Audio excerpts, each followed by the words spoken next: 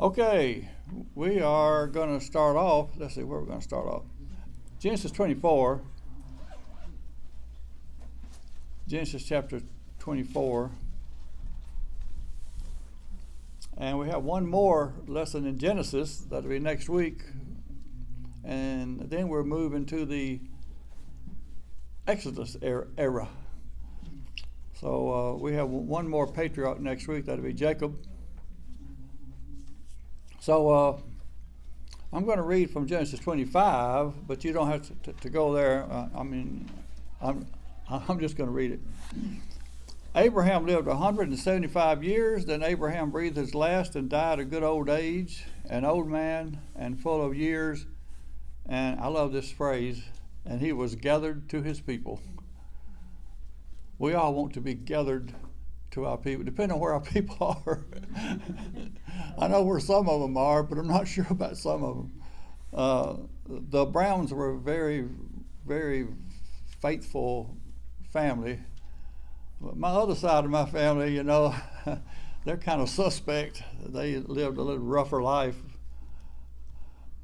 So let me get this going. So we're studying Isaac today, and right here, King Herod built this big building over the caves that Abraham was supposed to be buried in. As a matter of fact, Abraham, Sarah, Isaac, Rebekah, Jacob, and Leah are supposed to be all buried in these caves that this building was built over. It's located in Hebron. It's a mosque now. Isn't that nice? They will let you go in it, though. Oh, okay. Well, that's good. See, the three main religions of the world trace themselves back to Abraham. Isn't that odd?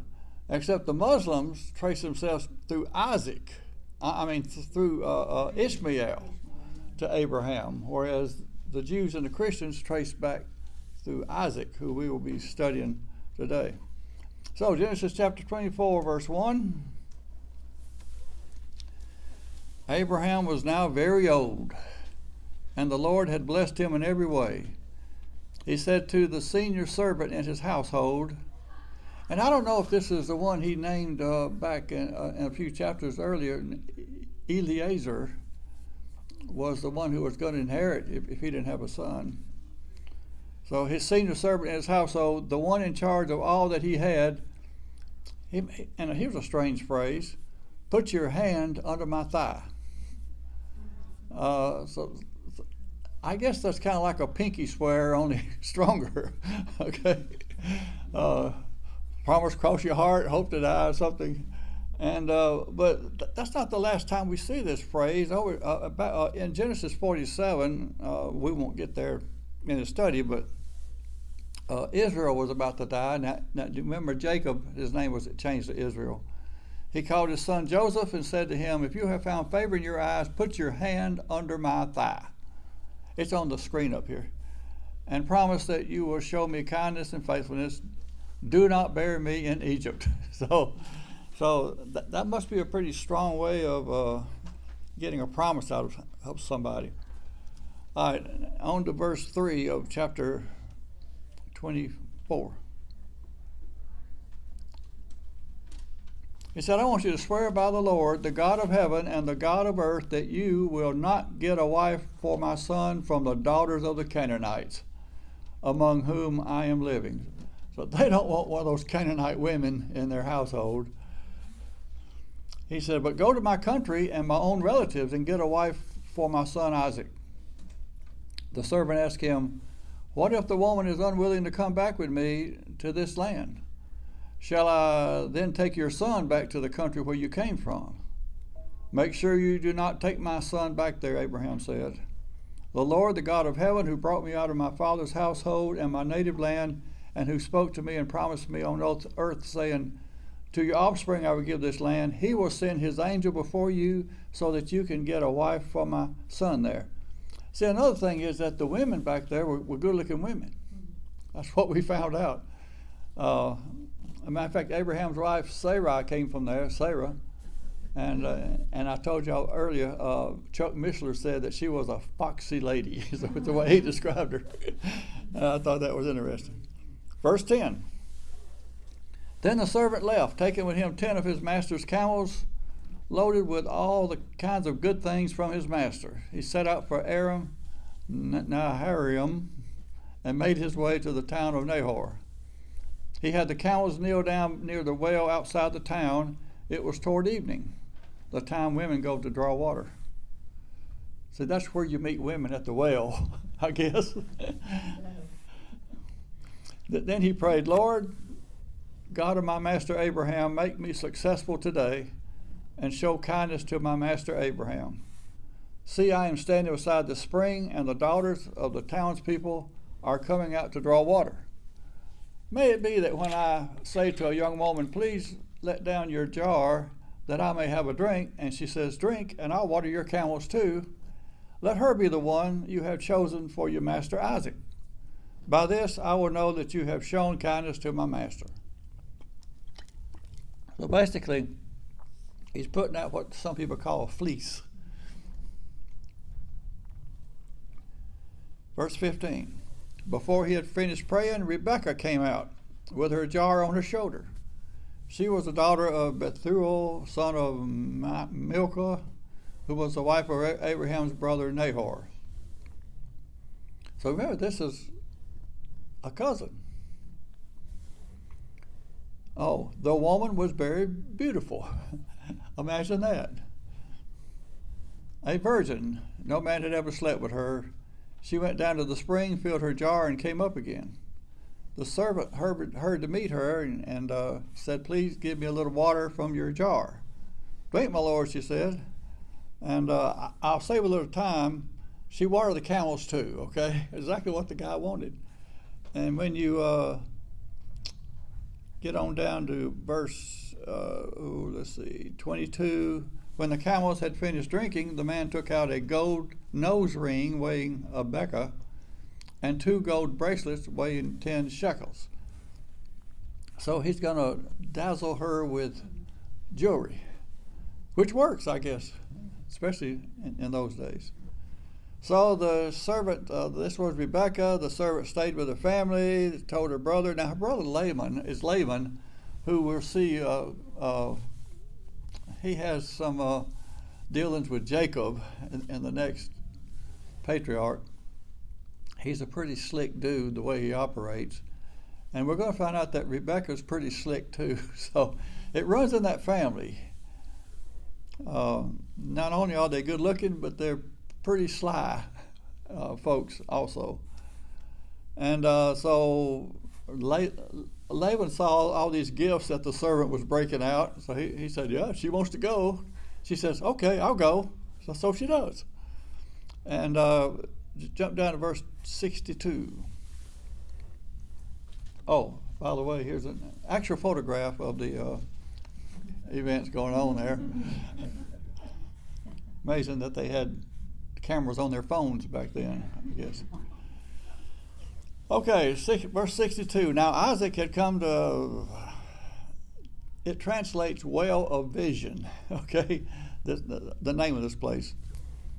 For he was living in the Negev. And y'all remember where the Negev was from last week? It's in the southern part of Judah, I guess you'd call it, close to the desert. He went out to the field one evening to meditate, and as he looked up, he saw camels approaching. Rebekah also looked up and saw Isaac.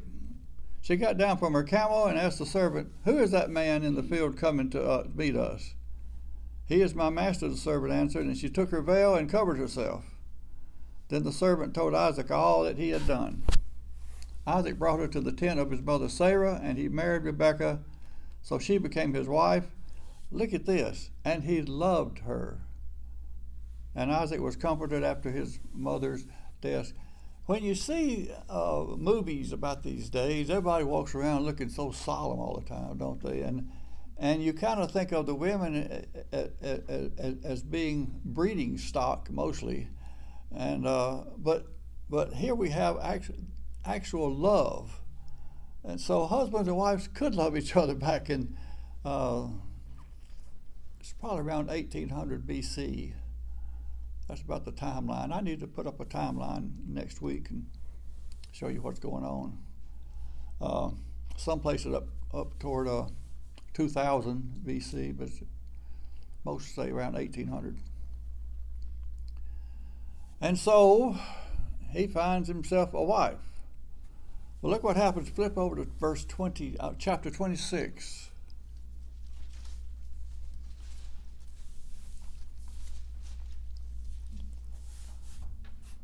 Now there was a famine in the land, besides the previous famine in Abraham's time, and Isaac went to Abimelech. Have y'all seen that name before? I think we have. Let's see what happens. King of the Philistines in Gerar. The Lord appeared to Isaac and said, "Do not go down to Egypt. Live in the land where I tell you to live. Stay in this land for a while, and I will be with you and bless you.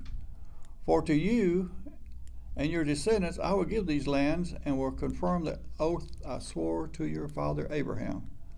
I will make your descendants as numerous as the stars in the sky, and will give them all these lands.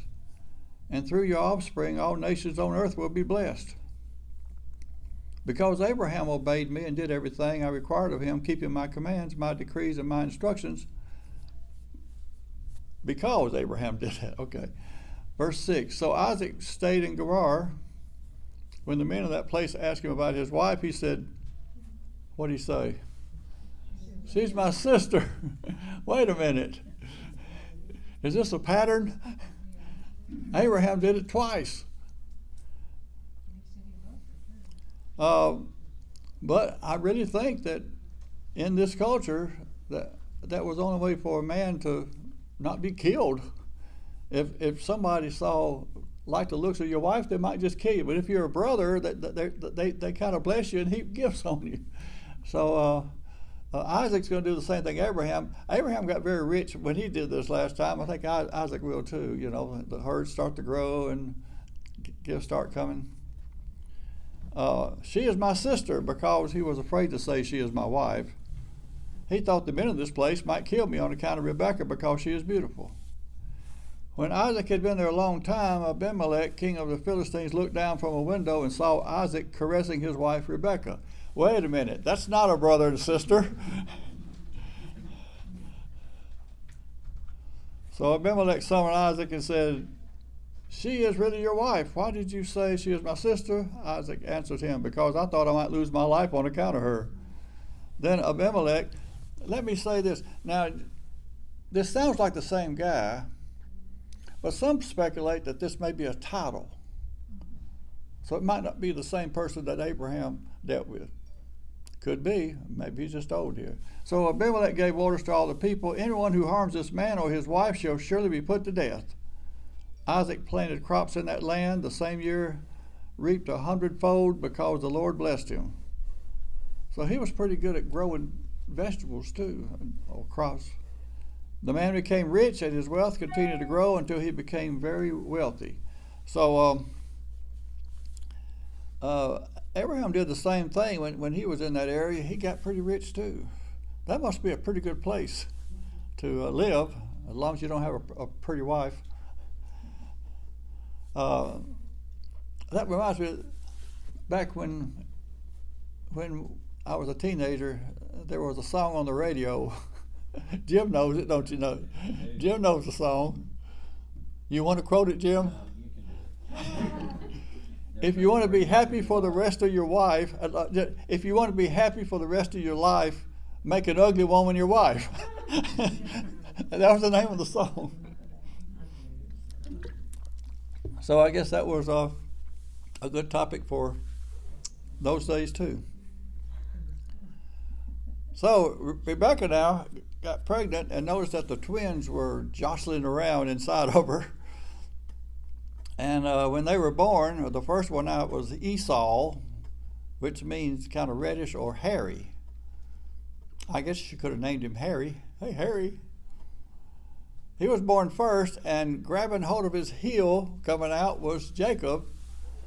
And so his name means heel snatcher or deceiver. So he was trying to grab Esau and get out first, because there's a lot of benefit to being the firstborn. You get double what anybody else gets, plus a lot of honor. So maybe this is where the term pulling your leg came from. I don't know. But who knows? But then the Lord told Rebekah this, if you want to look at the screen a minute. He said to her, 2 nations are in your womb, and 2 peoples from within you will be separated. One people will be stronger than the other, and the older will serve the younger. So Rebekah knows right off that something special going to happen, because Jacob is going to kind of overrule Esau. And what are the 2 nations that are there? You know Israel's one of them. What's the other one? Edom. Those Edomites. What? I like termites. Yeah. There were a lot of ites. And those ites gave Israel nothing but trouble all their days. All right, chapter 25. I know we're probably jumping around a little bit. Verse 27. We're going to see what happens as they got a little older here. Genesis 25, verse 27. The boys grew up, and Esau became a skillful hunter, a man of the open country, while Jacob was content to stay at home among the tents. Isaac, who had a taste for the wild game, loved Esau, but Rebekah loved Jacob. So here we have a daddy's boy and a mama's boy going on here. Once when Jacob was cooking some stew, Esau came in from the open country, famished. He said to Jacob, "Quick, let me have some of that red stew. I'm famished." That is why he is also called Edom. The word Edom kind of means reddish. Jacob replied, "First sell me your birthright." "Look, I'm about to die," Esau said. "What good is the birthright to me?" But Jacob said, "Swear to me first." And he swore an oath, selling him his birthright to Jacob. Then Jacob gave Esau some bread and some lentil stew. He ate and drank and then got up and left. So Esau despised his birthright. His birthright's a big thing here. Well, Esau went and did something that made mom and daddy real unhappy. He married a couple of Hittite women. You don't want those Hittite women for in-laws, for daughter-in-laws, I promise you. So mom and dad were not happy about this. So Isaac loved the wild game, and he sent Esau out for some food to give him a blessing, because he thought he was about to die.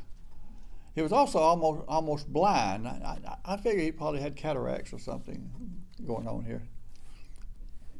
And so when Rebekah heard about this, she thought, well, this is my chance to get old Jacob in there to get the blessing ahead of Esau.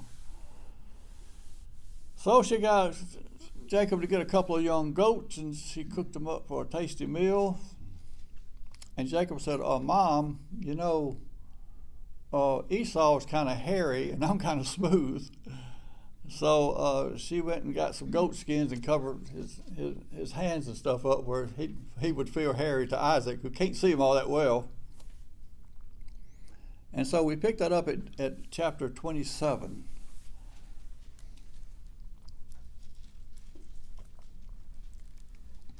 Verse 22.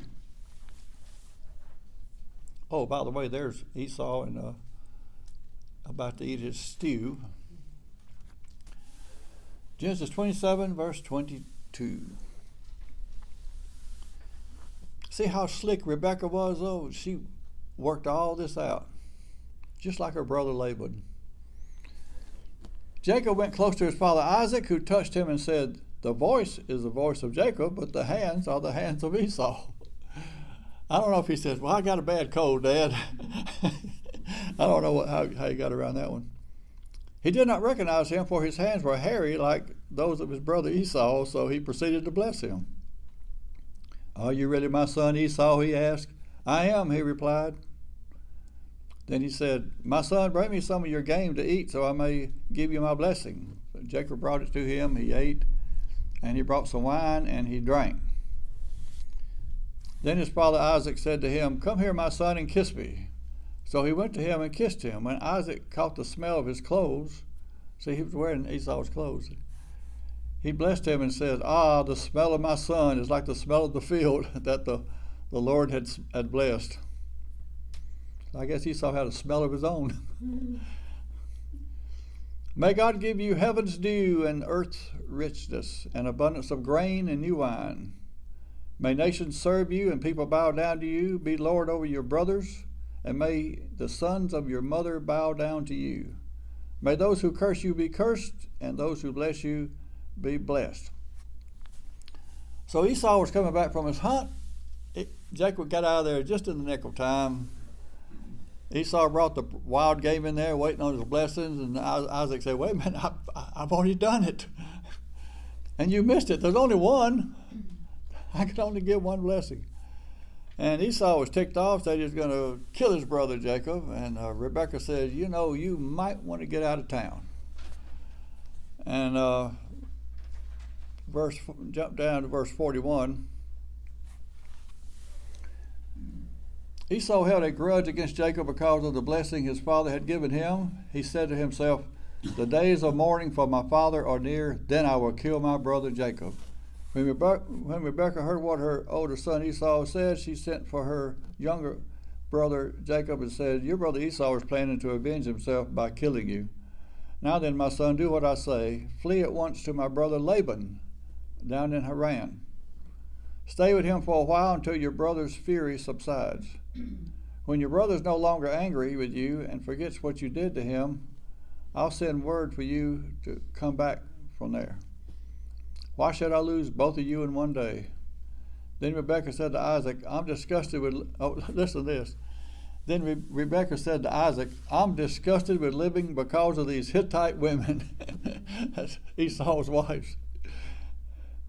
If Jacob takes a wife from among the women of this land, from Hittite women like these, my life will not be worth living. So Esau heard about his parents' displeasure of him marrying the Hittite women, so he went and married one of Ishmael's daughters. So they were probably just as bad. And so we see this lineage. Isaac was the son of the promise,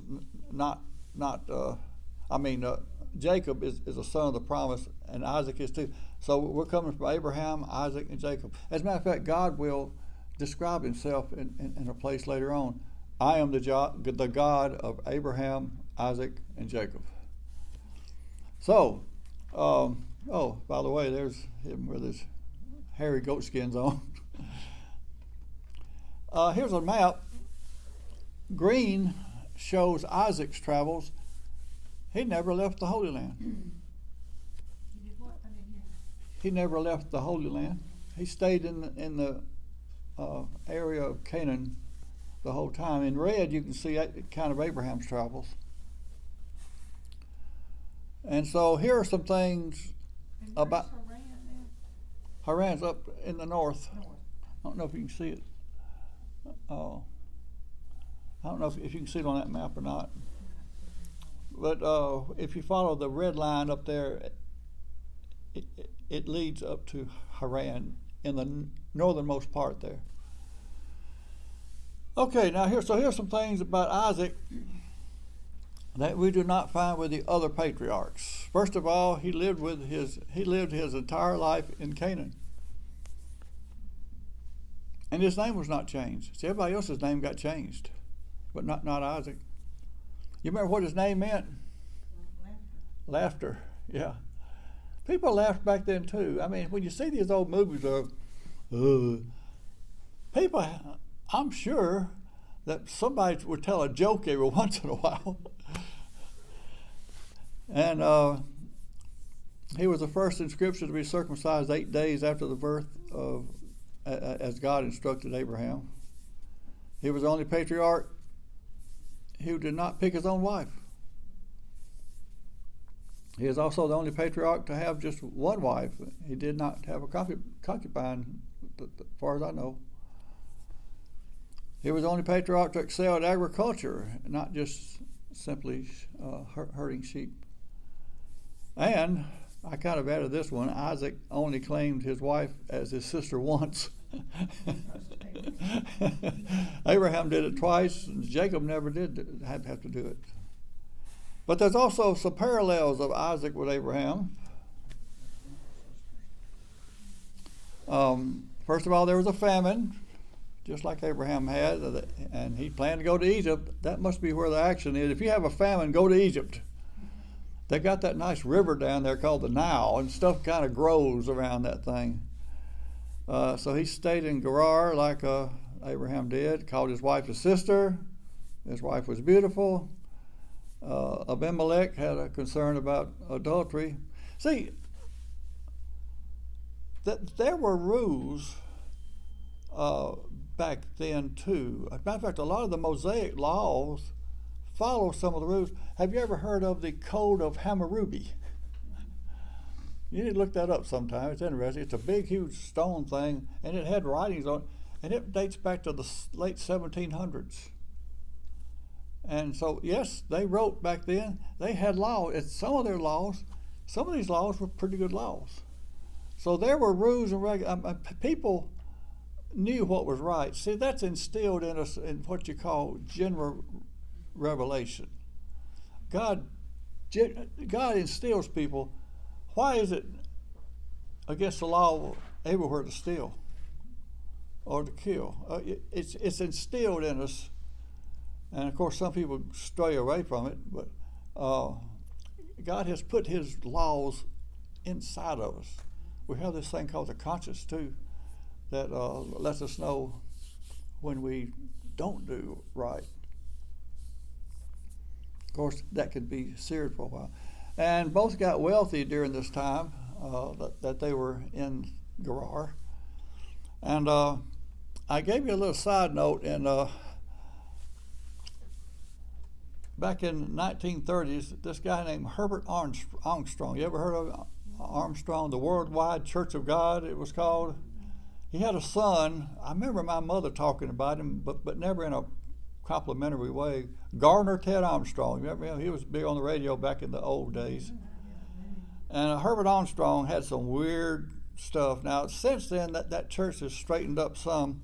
But let me tell you what Herbert Armstrong decided. He decided that the throne of England is the throne of David now. And let me show you one of his reasons, if I can get out of this chair. And it all has to do with Isaac. Let's see if I can see that there.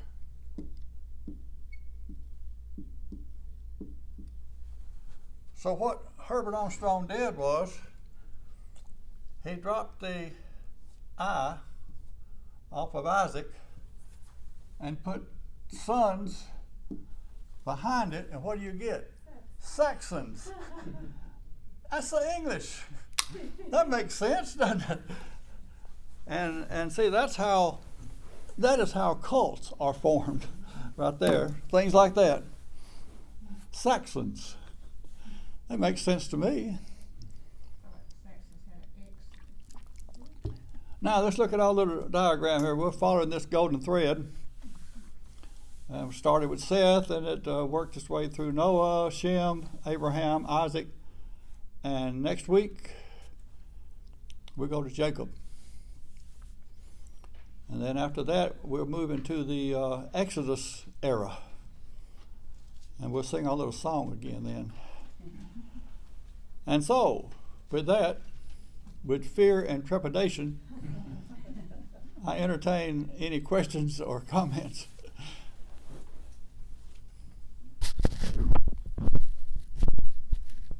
Y'all have any questions? This was talking about Jacob's name means deceiver. Yeah. And doesn't the New Testament talk about Jacob meaning grace? The God of Jacob. You maybe know. I guess not. I haven't seen that, but I don't know. I thought I had read somewhere that Jacob meant grace. A lot of times in the the name Jacob, no, it means heel snatcher or deceiver, yeah. But his name gets changed to Israel next week, and it's funny sometimes you see in the Old Testament, God will say, "Old Jacob." Well, he's talking about Israel, but he'll use the name Jacob at certain times there. Many people went down to Egypt, and that whole everybody that lived there, or just those. I guess everybody that wanted to eat. I don't know. I was listening to a preacher, and he said 3 million left when they left Egypt. You ever heard of that? And I wonder how you knew. Must have been some way. Faye? In Genesis 24:15, where it's talking about Rebecca, and it says she's the daughter of Bethuel, son of Milcah, Yeah. who was the wife of Abraham's brother Nahor. Why didn't they just say she was the daughter? Why didn't they say Nahor instead of the mother? Oh. Was Nahor dead? They don't mention the mothers a lot, do they? Well, this they did here. That's why In genealogies. Milcah is the wife of Nahor. So I didn't know if Nahor was dead and then she married somebody else and that was Rebecca's line, or why they mentioned the mother. Yeah, I don't know. But basically, she was a cousin. Yeah, but I mean, I would think they'd mention the father's line. Yeah. I don't know. It's hard to figure out why they do stuff sometimes, isn't it? Yeah, I didn't know if there was some deal with the mothers. All right. Are y'all learning a lot about the Old Testament in this series? I hope you are. We've only scratched the surface.